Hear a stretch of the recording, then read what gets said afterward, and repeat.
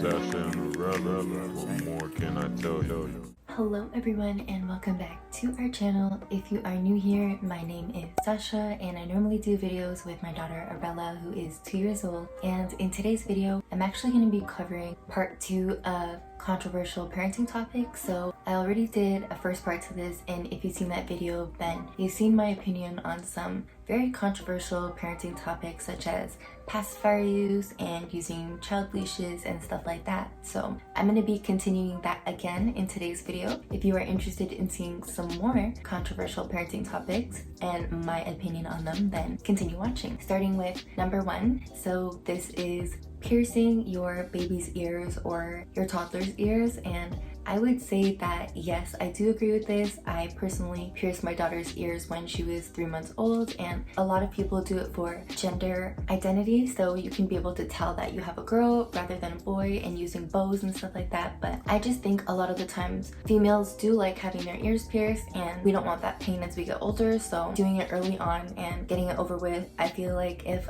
my mom waited and I had to pierce mine now, I'd be like, why didn't you do it when I couldn't remember? I know there's a lot of people who think that babies should have their opinion on it, whether they want to or not, but in my experience, I just know that 99% of females and little girls, they do end up wanting their ears pierced, and if they don't like it, they can just take it out, and there is never really a big difference. A lot of the times I don't wear earrings. I just recently started wearing them, so I had my ears pierced as a little kid, and I made the choice of just not wearing them whenever I decide I don't want to, and then I can wear them whenever I do. So yeah, I think it's great and I agree with that.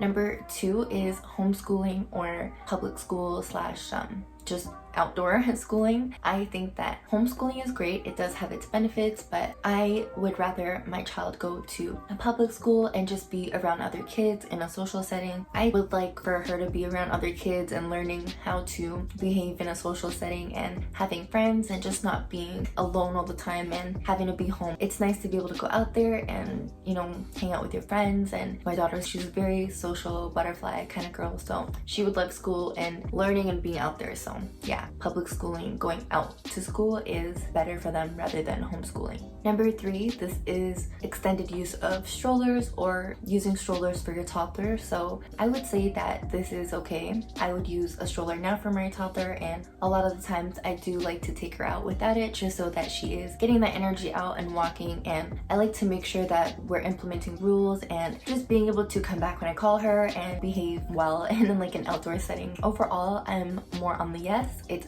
perfectly fine to use strollers with your toddler, and for as long as you need it. Like, they get tired too, and especially if you're like Christmas shopping and you're there for a long time, your kids, they are gonna get tired and bored, and you want to just put them in the stroller and be able to have them out and have a nice shopping trip, finish what you need to do while they're relaxing. Sometimes they can take a nap or whatever, and it works out better for everyone involved. So yeah, the next one would be identifying like gender norms and getting everything pink for your girl and making sure they always get Barbie stuff, princess things, and then for the boys, like the race cars and the Hot Wheels and the monster trucks or whatever else. I think that it's great to let your kids choose whatever they want. You're not always dressing your kids in pink if they're a girl, and bows and stuff. Just like I said earlier, it's nice to see them in different colors and different styles. A little pink shirt for a boy would be great. Playing with whatever they want. I think little boys can play with Barbies and little girls can play with monster trucks and vice versa. It's just anything that they feel like makes them happy and they enjoy playing with. They shouldn't feel like, no, don't play with that Barbie doll because you're a boy. If they want to, it's great. It's totally fine if the little girl wants her blue room and everything in the room blue. I think that's the most important thing. A happy kid is the main point. Just not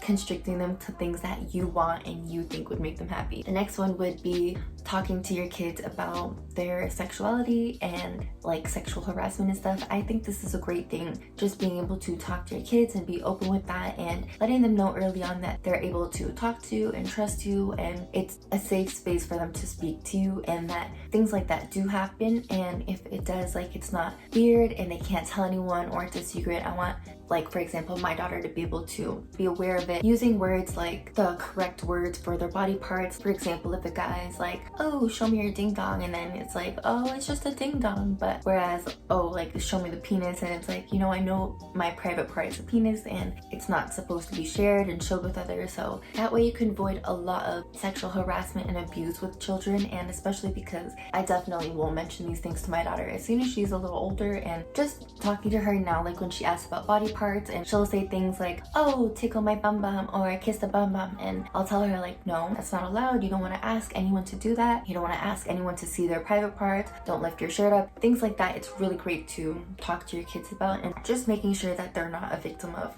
any sort of abuse. So I think it's great to talk to them about that, and it's such an important thing. The last one would be gentle parenting / strict parenting. I definitely love having that Montessori style learning and having my daughter be her own person and express herself and giving her those options to show me who she is. But there's also times where rules need to be put into place, and there's only so much you can say like, well, do you want to do that now, or do you want an extra minute? It doesn't really work like that. Like in school, I just find like there will be no discipline, but I see this TikTok where it's like, Hey, kids, Patricia! There's definitely a lot of new routines that I'm putting into gentle parent and be like different and break that trauma and stuff from like traditional parenting styles. But that is all of my topics for today. I'd love to know your opinion on these things because it's very interesting to know how other parents feel about this. If you haven't seen my first video, definitely check it out after this one. If you haven't already, please check out some of our other videos. Don't forget to like, comment, and subscribe, and we'll see you in the next one. Bye!